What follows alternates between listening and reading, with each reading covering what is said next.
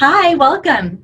If you landed here because you're struggling with fatigue, weight issues, insomnia, anxiety, depression, women, if you're struggling with irregular menstrual cycles or really painful cramping or really bad PMS or horrendous menopausal symptoms.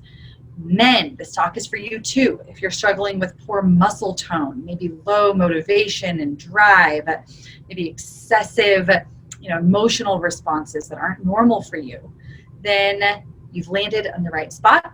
And today we're going to dive into one of the functional tests that we run very commonly to help us identify and fix the root issue in order to restore long-term optimal health.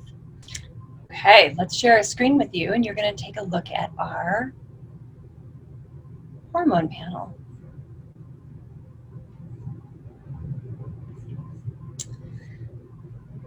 All right. Here we go. So what we're looking at here is what we refer to as a salivary hormone test. This looks at the most important steroid hormones, also collectively referred to as the stress and sex hormones. These include cortisol, which is our primary stress hormone, and then estrogen, progesterone, testosterone, and some of their precursors. One of the benefits to running a salivary test as opposed to a blood test, particularly when we're looking at cortisol, is because one of the most important values of cortisol is looking at its pattern throughout the day. I'm going to show you that. Yep. Right here. So cortisol, and we'll get into the glaring abnormality that we see here, but cortisol does a couple of things for us. One, it sets our circadian rhythm. So every cell in our body, every single cell, our entire body responds to the day-night cycle, right? The diurnal cycle. Cortisol is supposed to be highest in the morning in order to wake us up with the sun, and lowest at night in order to help us go to sleep when the sun goes down, okay? So that's how it helps set our circadian rhythm.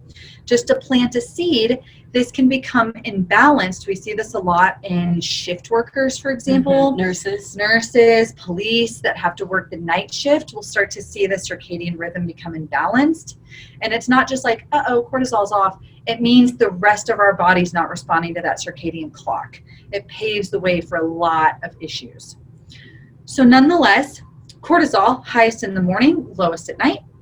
In addition, cortisol is our primary stress hormone. So what I mean by that is that there's actually 3 different categories of stress.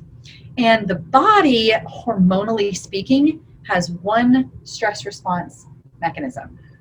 So the 3 different categories, most people when I say stress, they're thinking of emotional stress. And that absolutely applies.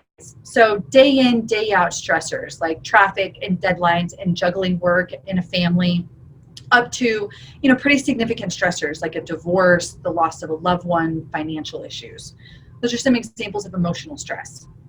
The second category is physical stress. So physical stress, you break a bone, sprain your ankle, traumatic brain injury is a very significant example of physical stress. And then the third category is chemical stress. So chemical stress, now we start to get into things like food sensitivities, toxicity, hormone imbalance, like we'll see here, an imbalance of the gut microbiome in our intestines. These are some examples of chemical stress. So I mentioned 3 different categories, one stress response mechanism. Which I think with the physical stress too is important. It doesn't have to be an injury. It can be those individuals who are racing marathons, Ironmans, right? Yes. Chronic exercisers. Yes. We're going to see that, like, you're just physically moving your body. We see a lot of disruption with this test with athletes. Absolutely. Yes. Overtraining is a very real thing. It's so real. Hi. Yes. Right. Yeah. We've been there. We've been there. But we have been here on this test, and we're going to share our personal experience with it as well. Yeah. So one stress response is what we have. Right. But we have multiple external or internal stressors. Exactly. So what that means